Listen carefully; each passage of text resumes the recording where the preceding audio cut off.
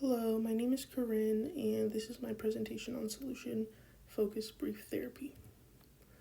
So, solution-focused brief therapy was developed in the late 1970s by Insoo Kim Berg and Steve DeShazer. They aim to develop a model that emphasizes the how of creating change and moving forward. So, it's a short-term therapy model that focuses more on solutions instead of problems, and instead of digging into the past, it helps people figure out what they want and how to get there by building on their strengths. It's all about what's working and then figuring out how to do more of that. The solution focused approach. So, it is different from traditional approaches. It works from the client's understanding of their situation and focuses on what the client wants. It is based on the idea that people already have what they need to make change happen. We also talk about goals, things that are already helping, in ways that clients have handled similar situations before. The basic tenets of solution-focused brief therapy. So, some key ideas are a focus on the future, not the past, building on helpful behaviors, looking for exceptions, which are times when the problem wasn't occurring. Therapists believe clients already have useful skills. Therapists don't need to fix clients, but just help them use what they already know works. And even small changes can lead to bigger ones over time.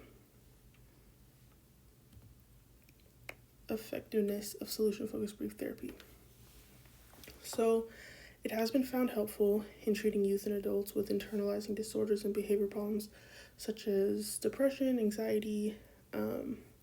It has shown to have a great deal of effect in schools and academic settings and academic problems. So it's often used in schools, outpatient programs, family settings.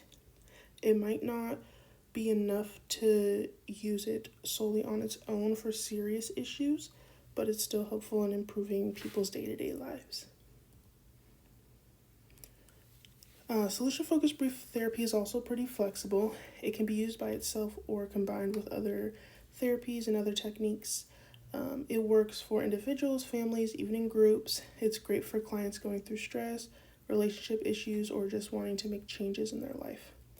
Because it focuses on strengths, it's a good fit for a wide range of clients. Interventions.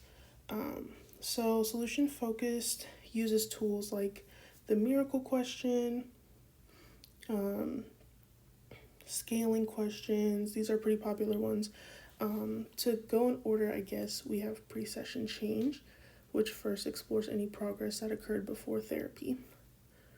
Identifying goals, solution-focused goals.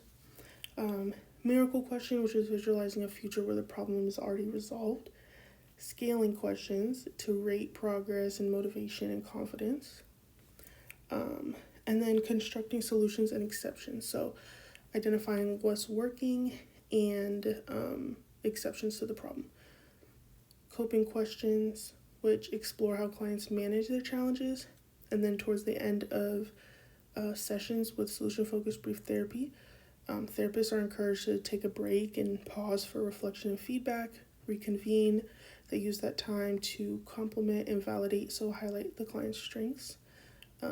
And then experiments. So they suggest experiments or homework between sessions to work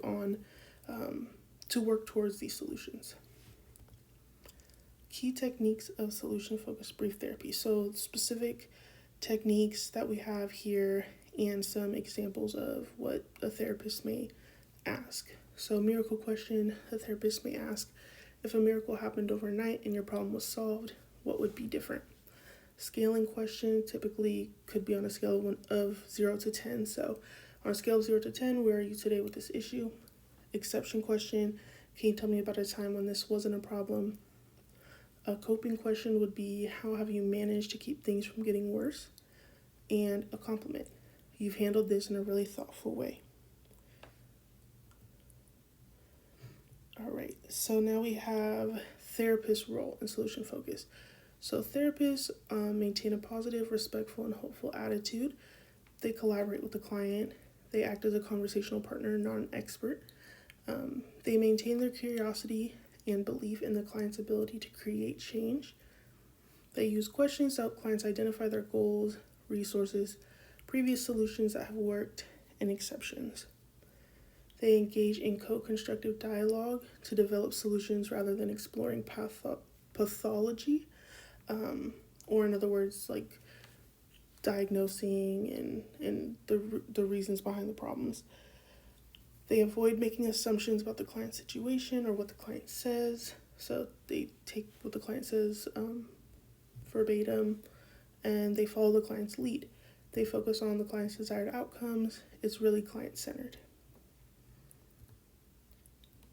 Specifically using solution focus with adolescents, so to apply it to a specific population, it has been found that starting with strengths is best with adolescents, identifying what the client enjoys and does well.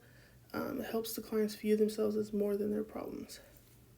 Then you want to complement their efforts, reinforce what's working, reinforce what the parents are doing well. Highlighting successes all around can increase motivation for both clients and caregivers.